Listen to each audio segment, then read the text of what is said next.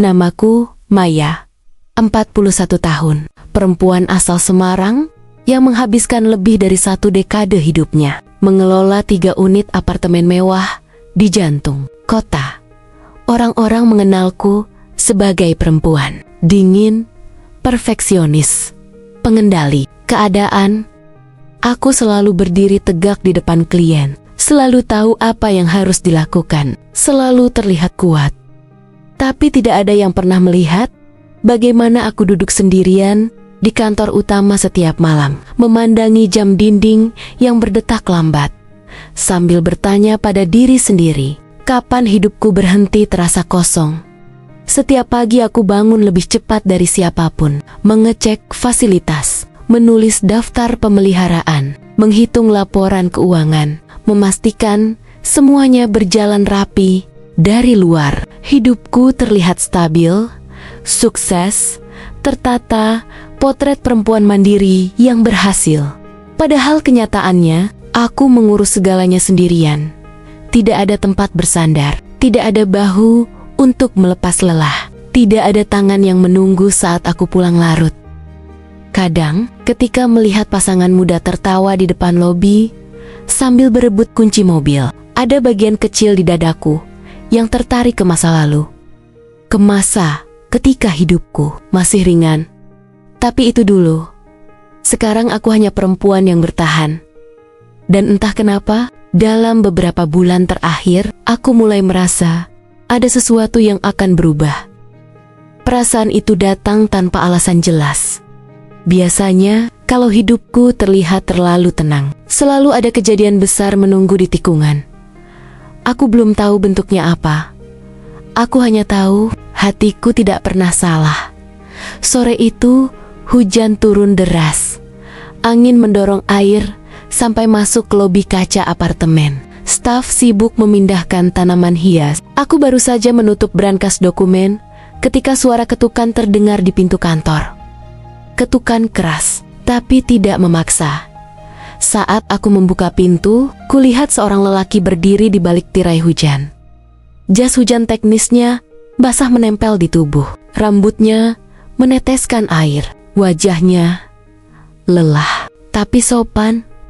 "Bu, bagian administrasi masih terbuka. Ada berkas unit yang harus segera diperiksa." Suaranya stabil, tapi dari caranya menarik napas, aku tahu dia sudah berjalan cukup jauh di tengah hujan. Entah kenapa aku butuh beberapa detik untuk menjawab. Bukan karena dia tampan, tapi karena auranya berbeda.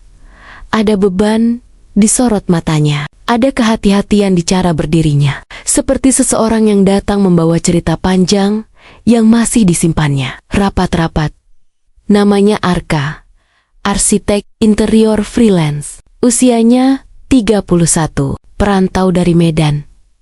Dia berdiri di ambang pintu seperti orang yang sedang mencari tempat aman untuk sekadar bernapas.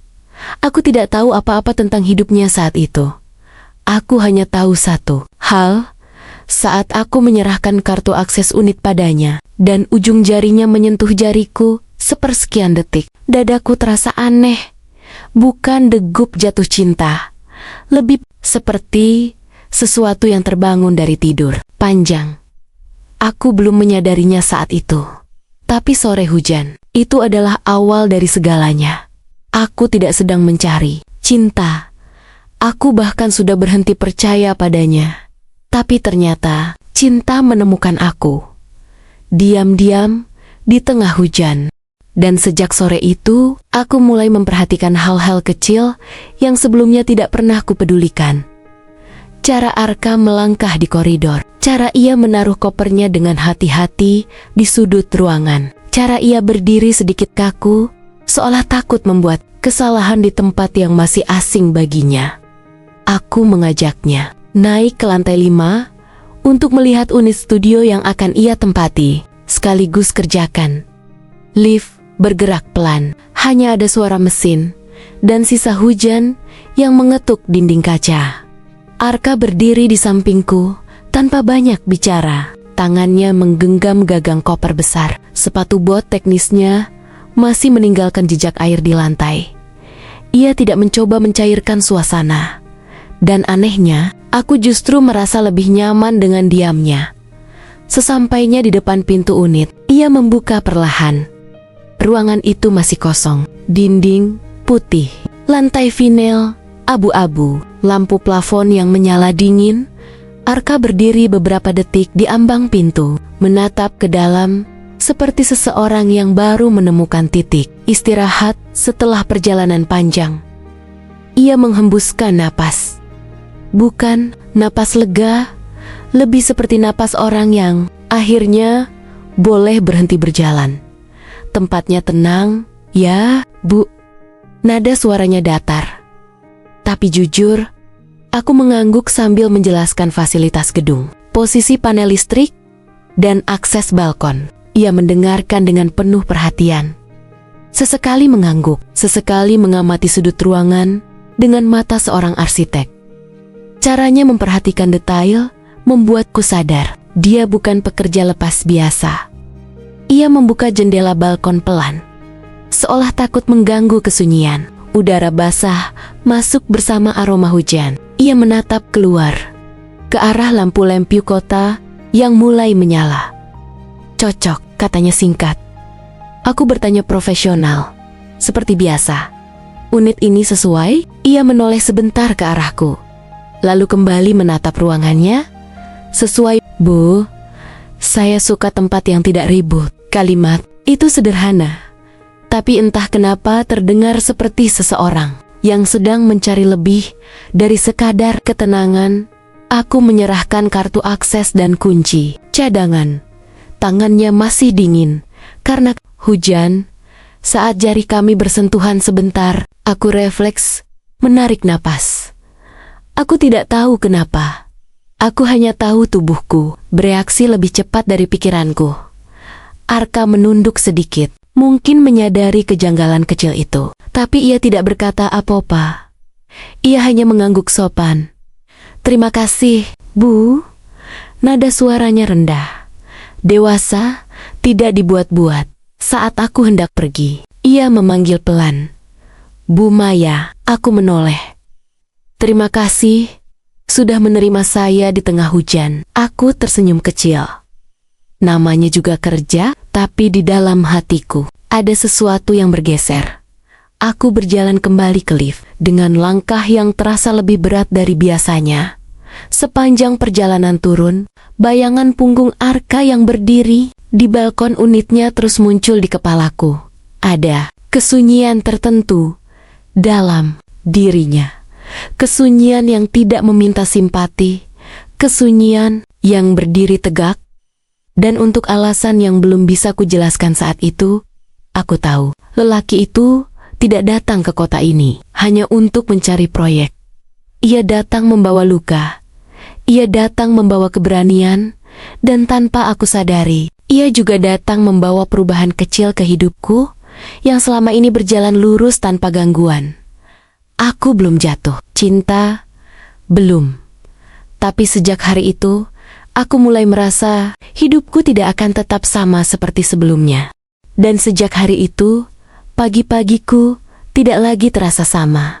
Aku tetap bangun lebih awal, tetap menyiapkan kopi pahit tanpa gula, tetap berjalan menyusuri lorong apartemen sambil mencatat hal-hal kecil yang perlu diperbaiki.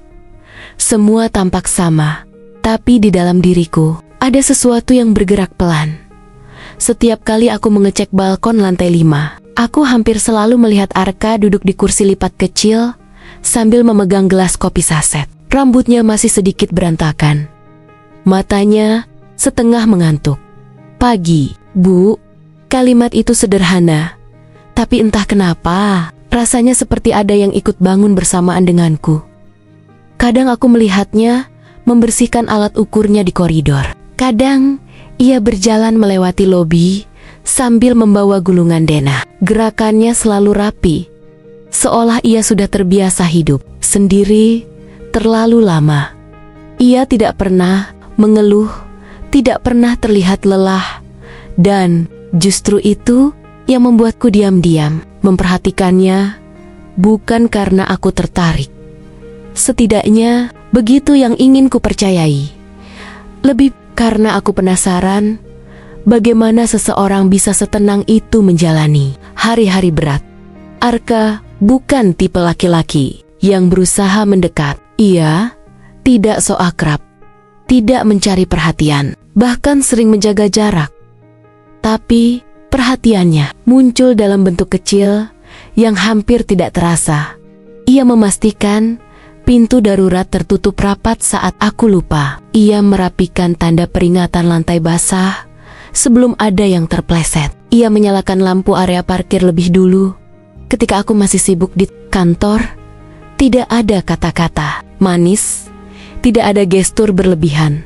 Hanya kehadiran yang konsisten, dan itu jauh lebih mengganggu daripada rayuan. Beberapa minggu kemudian, bisik-bisik mulai terdengar. Awalnya hanya tawa kecil dari resepsionis lantai 1, lalu komentar setengah bercanda dari teknisi gedung. "Bu Maya, kok beda ya kalau ngomong sama Mas Arka?" Aku pura-pura tidak dengar, padahal jantungku langsung berdetak lebih cepat. Aku mulai sadar bahwa mata-mata kecil di apartemen ini memperhatikan setiap gerakku. Setiap kali aku dan Arka berada di tempat yang sama, selalu ada tatapan iseng dari kejauhan. Padahal aku hanya menanyakan soal pipa bocor, atau memastikan ia sudah menerima kunci gudang material, tapi di mata orang lain, itu terlihat berbeda. Sejak itu, aku mulai menjaga jarak. Aku menghindari lewat dekat unitnya saat ia sedang di balkon. Aku mempercepat langkah. Kalau melihatnya dari jauh, bukan karena tidak ingin menyapa, tapi karena aku takut pada sesuatu yang bahkan belum memiliki nama. Namun anehnya, setiap kali aku berhasil menjaga jarak, ada bagian dalam diriku yang terasa kosong. Seolah aku kehilangan sesuatu yang sebenarnya belum pernah kumiliki, yang membuatku makin bingung. Arka tetap bersikap biasa. Ia tetap sopan, tetap tenang, tetap menyapaku dengan senyum kecil yang tidak pernah berubah. Ia tidak tahu tentang kegelisahanku, atau mungkin ia tahu tapi memilih diam. Suatu pagi, saat aku sedang mengecek inventaris gudang bersama Pak Asep, Arka lewat sambil membawa tas kerjanya. "Berangkat dulu, Bu." Aku mengangguk. Pak Asep melirikku sambil menaikkan alis. "Ibu kayaknya akrab ya sama Mas Arka?" Aku tertawa kecil. Tapi setelah Arka menghilang di tikungan lorong, aku menyadari sesuatu yang membuat dadaku terasa berat. Aku mulai terbiasa dengannya. Terbiasa melihatnya, terbiasa mendengar suaranya. Bahkan terbiasa menunggu bunyi langkahnya di tangga darurat setiap pagi. Dan itu bukan pertanda baik bagi perempuan yang sudah terlalu lama hidup sendiri. Aku tidak jatuh cinta, belum. Tapi aku mulai nyaman, dan kenyamanan adalah awal dari segala sesuatu yang bisa melukai. Saat itu aku belum tahu. Aku hanya tahu satu hal, hubungan kami, apapun namanya, sudah mulai menarik perhatian. Dan biasanya ketika hidup mulai diperhatikan banyak orang, selalu ada kejadian besar yang menyusul. Dan dugaan itu terbukti lebih cepat dari yang kupikirkan. Malam itu hampir pukul 11, ketika alarm kebakaran lantai 7 tiba-tiba menyala.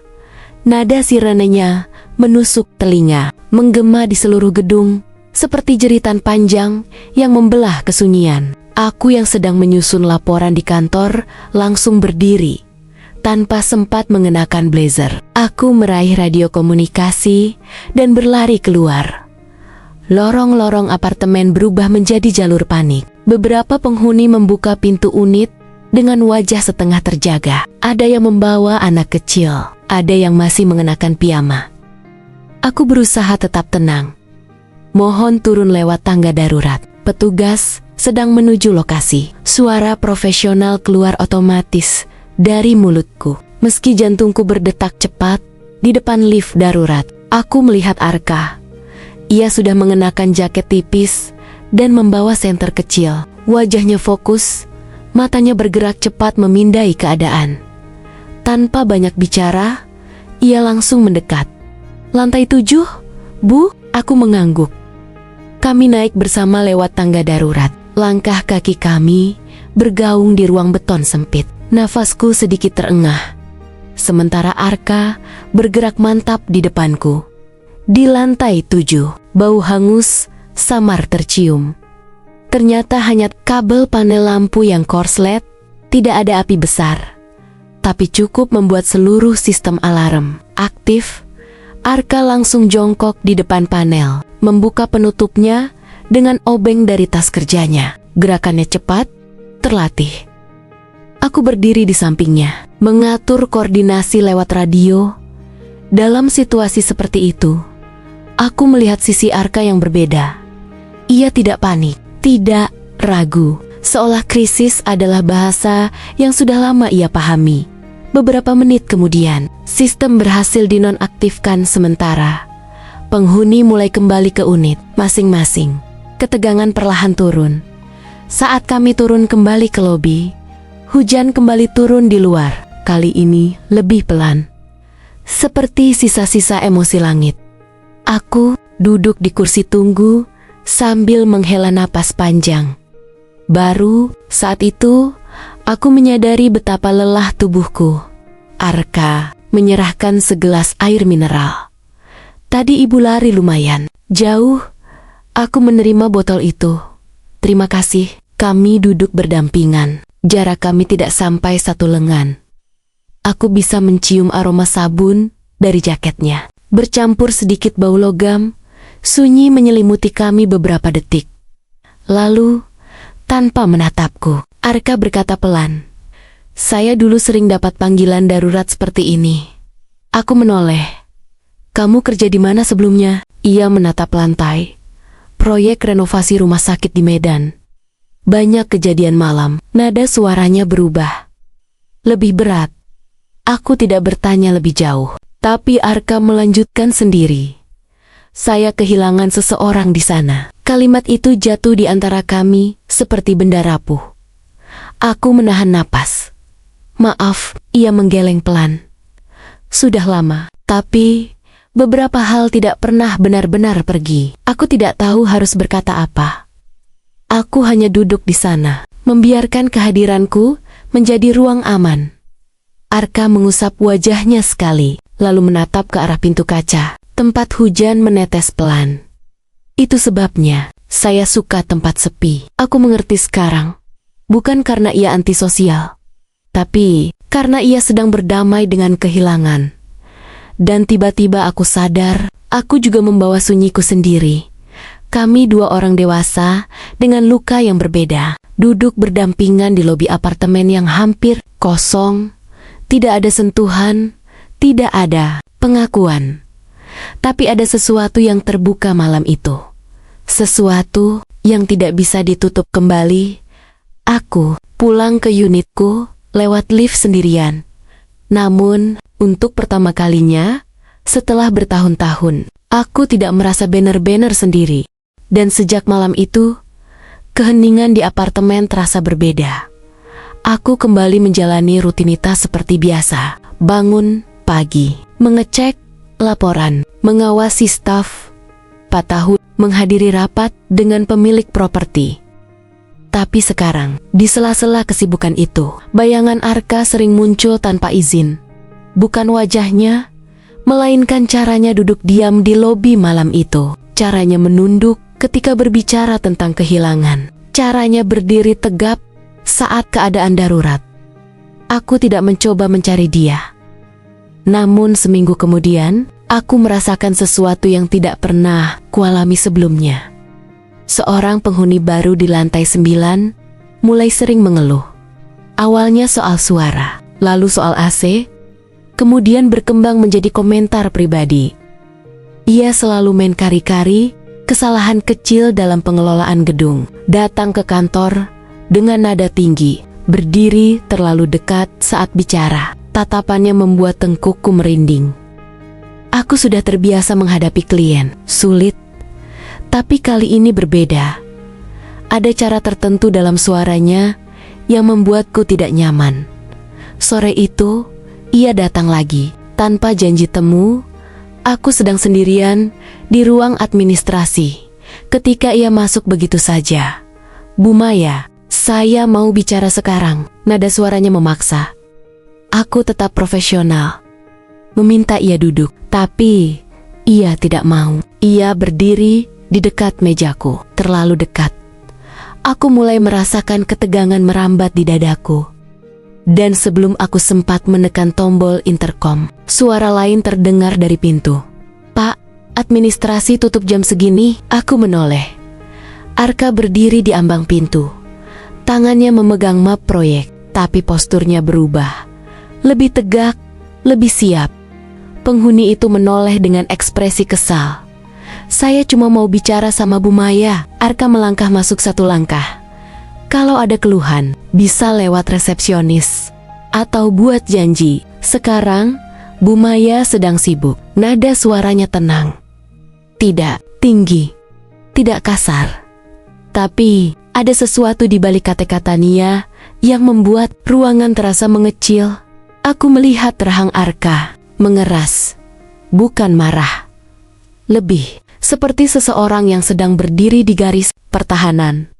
Penghuni itu mendengus, melirikku sekali, lalu pergi sambil membanting pintu. Keheningan kembali turun. Aku baru sadar tanganku sedikit gemetar. Arka menoleh padaku. "Ibu nggak apa-apa." Aku mengangguk, meski napasku belum sepenuhnya stabil. "Terima kasih." Ia tidak langsung menjawab. Ia menarik kursi, duduk sebentar di depanku. "Kalau ada yang bikin gak nyaman, bilang. Jangan ditahan sendiri." Kalimat itu sederhana, tapi entah kenapa menusuk lebih dalam dari yang seharusnya. Aku perempuan yang sudah terbiasa mengurus segalanya sendiri, yang jarang membiarkan orang lain masuk terlalu jauh. Namun, sore itu, untuk pertama kalinya, aku merasa dilindungi. Bukan sebagai manajer gedung, bukan sebagai perempuan mandiri, tapi sebagai manusia yang boleh lelah. Arka berdiri, merapikan map di tangannya.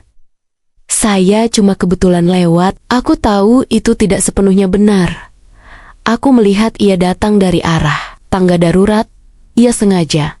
Dan aku tidak menyinggungnya. Sejak hari itu, setiap kali aku berjalan sendirian di koridor malam, aku tahu Arka sering berada tidak jauh, tidak menguntit, tidak mencampuri. Hanya memastikan aku tidak pernah memintanya, tapi ia melakukannya diam-diam. Dan aku mulai sadar, perlahan, lelaki itu bukan hanya membawa hujan ke hidupku. Ia mulai menjadi tempat berteduh. Dan tanpa kusadari, aku mulai menunggu kehadirannya. Bukan secara terang-terangan, bukan dengan harapan berlebihan. Hanya perasaan kecil yang muncul setiap kali langkah kaki terdengar di koridor, atau bayangan tubuhnya melintas di balik kaca kantor. Aku membenci kenyataan itu, karena aku tahu betul menunggu seseorang adalah awal dari kehilangan kendali. Beberapa hari setelah kejadian itu, pemadaman listrik mendadak terjadi di sebagian gedung. Generator cadangan butuh waktu beberapa menit untuk aktif. Lampu-lampu padam, menyisakan gelap yang tebal dan sunyi. Aku sedang di ruang arsip lantai 2. Rak-rak tinggi membuat ruangan itu terasa sempit dalam gelap. Aku berdiri diam, menunggu mata menyesuaikan. Lalu suara langkah terdengar. "Maya, Arka." Aku menjawab pelan. Di sini, ia muncul dari balik rak. Cahaya ponselnya menyapu lantai. Ketika ia melihatku, bahunya turun sedikit, seperti orang yang baru selesai menahan napas. "Kantor nyariin ibu." Saya ikut muter, karena tahu ibu sering ke arsip. Nada suaranya tenang. Tapi aku tahu, ia khawatir. Kami berdiri berhadapan dalam cahaya kecil dari layar ponselnya. Bayangan kami menempel di dinding, seperti dua siluet yang terlalu dekat. "Listrik mati di lantai 5 juga?" tanyaku. Sebentar lagi nyala. Kami berjalan berdampingan menuju tangga darurat. Tangannya refleks berada sedikit di belakangku, menjaga jarak setengah langkah. Gerakan protektif yang tidak disadarinya sendiri. di tengah tangga beton yang gelap itu. Entah kenapa dadaku terasa penuh. Aku berhenti melangkah. Arka ikut berhenti. "Ibu, kenapa?" Aku menarik napas panjang. Aku tidak pernah pandai bicara soal perasaan, tapi gelap membuat segalanya terasa lebih jujur. "Arka, kenapa? Kamu selalu ada kalau aku butuh." Ia terdiam. Lampu ponselnya bergeser, menyentuh wajahku sebentar. Aku bisa melihat matanya. Ia tidak langsung menjawab. Beberapa detik berlalu, terasa seperti menit. "Ada orang yang pantas dijaga," katanya pelan. "Dan ibu salah satunya." Kalimat itu tidak romantis, tidak puitis, tapi jujur.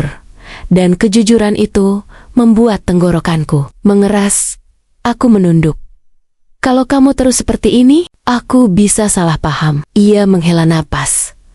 "Kalau ibu salah paham, mungkin itu karena saya juga." Aku mendongak.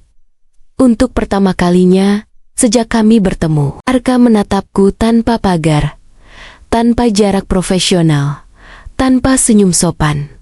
Hanya dua orang dewasa yang lelah, berdiri di tangga gelap dengan perasaan yang sudah terlalu lama disimpan.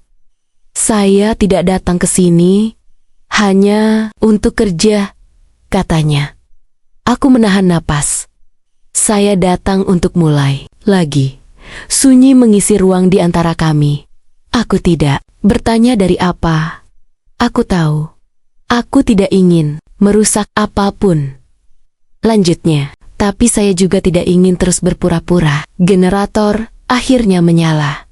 Lampu darurat berkedip, lalu koridor perlahan terang kembali. Dan seperti itu pula, keberanian di matanya meredup sedikit. Kami kembali menjadi Maya si manajer apartemen, dan Arka si arsitek interior. Tapi sesuatu sudah terucap. Tidak ada sentuhan. Tidak ada janji. Namun sejak malam itu, aku tahu kami berdiri di garis yang sama. Garis tipis antara profesional dan perasaan. Dan aku tidak yakin siapa di antara kami yang akan melangkah lebih dulu. Dan aku tidak yakin siapa di antara kami yang akan melangkah lebih dulu. Yang aku tahu, sejak malam itu, aku membawa pulang sesuatu yang tidak bisa kutaruh kembali. Bukan kata-katanya, bukan tatapannya, melainkan kesadaran bahwa aku tidak lagi sepenuhnya sendiri di pikiranku. Aku tetap menjalani hari-hari seperti biasa, tetap menyusun laporan bulanan, tetap memimpin briefing pagi, tetap bersikap profesional. Setiap kali Arka lewat membawa gulungan desain atau tas kerjanya, kami tidak membicarakan apa yang terjadi di tangga darurat itu. Tidak ada pesan larut malam, tidak ada ajakan minum kopi, tidak ada pengakuan lanjutan. Kami memilih diam. Dan justru di dalam diam itu, perasaanku bekerja paling keras. Aku mulai memperhatikan detail kecil, cara Arka menunggu sampai pintu lift tertutup sebelum ia berbalik pergi. Cara ia selalu memastikan aku sudah masuk kantor sebelum ia naik ke lantai atas. Cara ia tidak pernah berdiri terlalu dekat, seolah menghormati ruang yang sengaja kubuat. Ia tidak menuntut apapun dariku. Dan mungkin itu yang membuat hatiku semakin terbuka. Suatu sore, hujan turun lagi. Aku berdiri di dekat jendela kantor, memandangi genangan air di halaman parkir. Ada rasa lelah yang menempel di bahuku, seperti debu yang sulit disapu. Ketukan pelan terdengar. Arka berdiri di pintu. "Bu, ini gambar revisi Pentri lantai 8. Aku mengangguk, mempersilakannya masuk. Kami berdiri berdampingan menatap denah di mejaku. Bahunya hampir menyentuh lenganku. Aku bisa merasakan hangat tubuhnya. Samar tapi nyata. Ia menjelaskan dengan suara rendah. Aku mendengarkan, tapi pikiranku melayang. Tiba-tiba aku berkata, tanpa benar-benar merencanakannya, "Kalau suatu hari kamu butuh tempat bicara, kamu bisa ke sini." Arka berhenti bicara, menoleh perlahan. Aku tidak menatapnya. Aku pura-pura fokus pada gambar. Kalimat itu bukan janji. Itu hanya pintu yang kubuka. Sedikit, ia mengangguk pelan. Terima kasih, Maya. Ia memanggil namaku tanpa embel-embel jabatan. Dan anehnya, aku tidak keberatan. Sejak hari itu, hubungan kami tetap sama di luar, tapi berubah di dalam. Aku tidak memberinya harapan palsu. Ia tidak menekanku dengan perasaan. Kami berjalan berdampingan, dengan jarak yang rapuh. Aku belajar satu hal, tentang cinta dewasa. Kadang bukan tentang menggenggam, tapi tentang memberi ruang untuk seseorang bernapas. Di dekatmu, aku belum siap jatuh sepenuhnya. Ia juga belum siap membuka semua lukanya. Namun kami saling tahu, ada pintu yang sudah tidak tertutup lagi. Dan mungkin itu sudah cukup untuk saat ini. Karena setelah terlalu lama hidup sendirian, aku akhirnya belajar bahwa keberanian terbesar bukanlah mencintai, melainkan membiarkan diri sendiri dicintai. Perlahan, kalau kamu merasa cerita ini menyentuh, jangan lupa like, komen, dan subscribe channel Cerita Pendalaman, supaya kamu tidak ketinggalan kelanjutan kisah Maya dan Arka. Terima kasih sudah menemani perjalanan emosional ini. Sampai bertemu di segmen berikutnya. Salam hangat.